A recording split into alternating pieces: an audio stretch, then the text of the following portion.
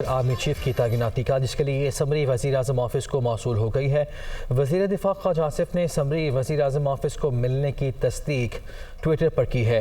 उन्होंने लिखा कि समरी मौसूल हो गई है, इंशाअल्लाह बाकी मराहिल भी जल्द तय हो जाएंगे। ज़राए के मुताबिक भेजी गई समरी में पाक आर्मी के 6 सीनियर लेफ्टिनेंट जनरल्स के नाम शामिल हैं।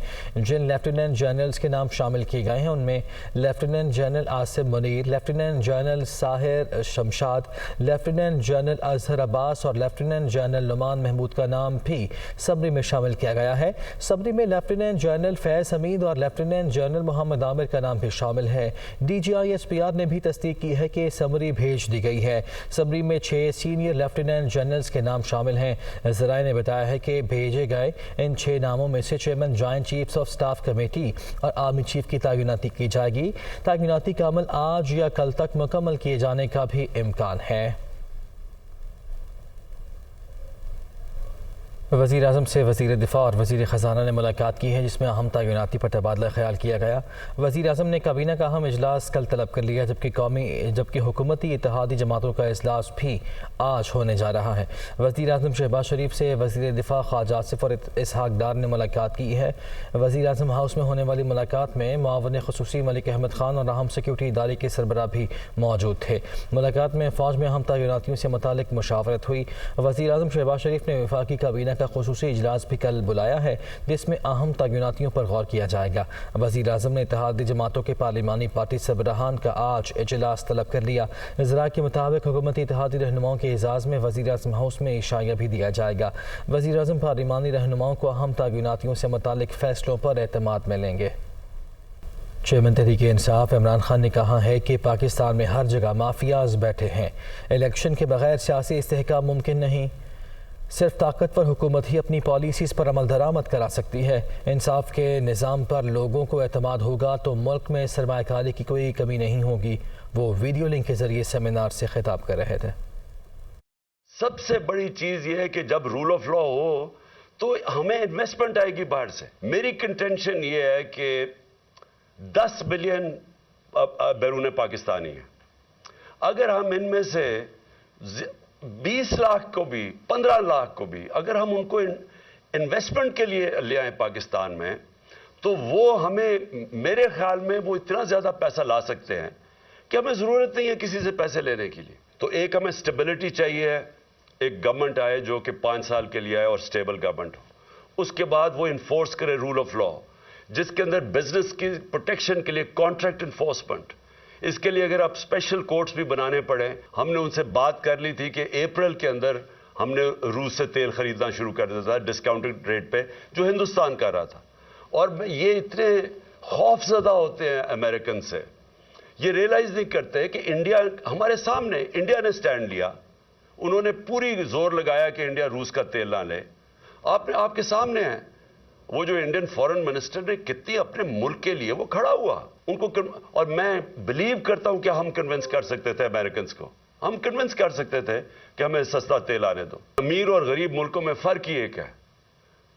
अमीर मुल्कों के अंदर रूल ऑफ लॉ है, गरीब मुल्कों के अंदर अनफॉर्चुनेटली सारे जितने भी गरीब मुल्क हैं वो उनके अंदर ताकतवर के लिए कानून है और कमजोर के लिए दूसरा है। और ये वाहिद वजह है कि वो गरीब रह जाते हैं।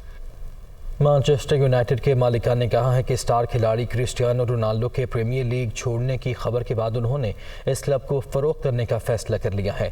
अमेरिका में मुकीम ग्लेजर्स ख़ानदान, जो 17 सालों से मैनचेस्टर यूनाइटेड का मालिक है, इस क्लब से अलग हो सकता है, क्योंकि क्लब की गिरती हुई कारकर्दगी का जिम्मेदार ग्लीनर्स को भी समझा जा रहा है। मैनचेस्टर यूनाइटेड 2013 से प्रीमियर लीग का टाइटल नहीं जीत सका। मैनचेस्टर यूनाइटेड ने एक बयान में कहा है कि बोर्ड तमाम पहलुओं पर गौर करेगा। क्लब में नई सरमायाकारी, फरोख्त या कंपनी में शामिल दीगर लेन देन के मुतल्लिक उमूर ज़ेर बहस आएंगे। सऊदी अरब की वजारत ख़जाना के तर्जुमान ने कहा है कि सऊदी अरब तुर्क मरकज़ी बैंक में $5 अरब जमा कराने के लिए तैयार है। लीरा की कीमत में कमी और 85% से ज़ायद अफरात ज़र की वजह से तुर्किया की मईशत बुरी तरह दबाव का शिकार है। ऐसी सूरत हाल में रकम जमा कराने के मुआहदे से तुर्किया के कम हो जाने वाले ज़र मुबादला के ज़खायर में इजाफे में मदद मिल सकती है। तुर्किया के सेंट्रल बैंक ने इस मामले पर बात करने से इनकार कर दिया। ताहम तुर्क वजारत ख़जाना ने तस्दीक की है कि दोनों मुल्क डिपॉजिट मुआहदे को हतमी शक्ल देने के करीब हैं। کراچی کے قدیم تعلیمی ادارے سندھ مدرسۃ الاسلام کی عمارت اپنے فن کی وجہ سے لوگوں کے لیے توجہ کا مرکز ہے۔ 1885 میں قائم ہونے والی اس درسگاہ سے قائد اعظم محمد علی جناح سمیت دیگر مشہور شخصیات نے بھی تعلیم حاصل کی۔ مزید بتا رہے ہیں احسن چانیو اپنے رپورٹ میں۔ سندھ مدرسۃ الاسلام کی بنیاد 1 ستمبر 1885 کو رکھی گئی تھی اور اس خوبصورت عمارت کو اس وقت کے مشہور آرکیٹیکٹ جیمز اسٹریچر نے ڈیزائن کیا تھا، اور سب سے اہم اس عمارت کی وجہ یہ ہے کہ یہاں سے قائد اعظم محمد علی جناح نے تعلیم حاصل کی۔ اس خطے میں ایک ایسے تعلیمی ادارے کی اشد ضرورت تھی جو ماڈرن ہو، جدید ہو، جو مطلب ریجنل لینگویج کے علاوہ ایک انگلش زبان میں بھی جو تعلیم دے۔ تو اس حوالے سے حسن علی افندی کے ذہن میں یہ خیال آیا کہ ایسا ادارہ قائم کیا جائے جو یہاں کے لوگوں کو، اور خاص کر جو مسلمان اس وقت جو یہاں پہ آبادی تھی، ان کے لیے ایسے ادارے کی ضرورت تھی۔ قائد اعظم محمد علی جناح بھی اس ادارے کی افادیت اور اس کا نام دیکھ کر اس ادارے میں تعلیم لینے کے لیے آئے۔ سب سے زیادہ جو ان کا تعلیمی جو عرصہ ہے 4.5 سال کا، اگر کسی بھی ادارے میں دیکھا جائے تو وہ ان کا سندھ مدرسۃ الاسلام میں سب سے زیادہ رہا۔ یہ جو ہے اپنے آپ میں ایک فخر کی بات ہے بحیثیت اسٹوڈنٹ آف SMIU، اور ساتھ ہی ساتھ اگر بحیثیت پاکستانی بھی بات کریں تو یہ ایک بہت بڑی ذمہ داری بھی ہے ہمارے اوپر، کیونکہ ہم جس مادر علمی میں پڑھ رہے ہیں یہ قائد اعظم کی مادر علمی ہے، اور جہاں سے ملک کا قائد نکلتا ہے اس کا مطلب ہے کہ اس زمین میں جو ہے وہ زمین بڑی زرخیز ہے۔ So I'm so grateful that I am the part of this university.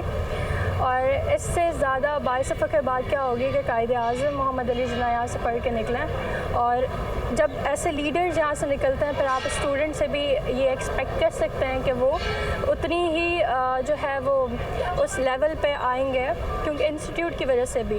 اس ادارے سے محمد علی جناح کے علاوہ اور دیگر مشہور شخصیات نے بھی تعلیم حاصل کی، جن میں غلام حسین ہدایت اللہ، عبداللہ ہارون، شاہ نواز بھٹو اور حنیف محمد شامل ہیں۔ اس ادارے کا دوسرا سفر 1943 میں شروع ہوا جب اس اسکول کو کالج کا درجہ دیا گیا، لیکن ایک طویل عرصے کے بعد بالآخر 2012 میں اس ادارے کو یونیورسٹی کا درجہ بھی دے دیا گیا۔ کیمرامین علی صدیقی کے ساتھ احسن چانڈیو، دنیا نیوز، کراچی۔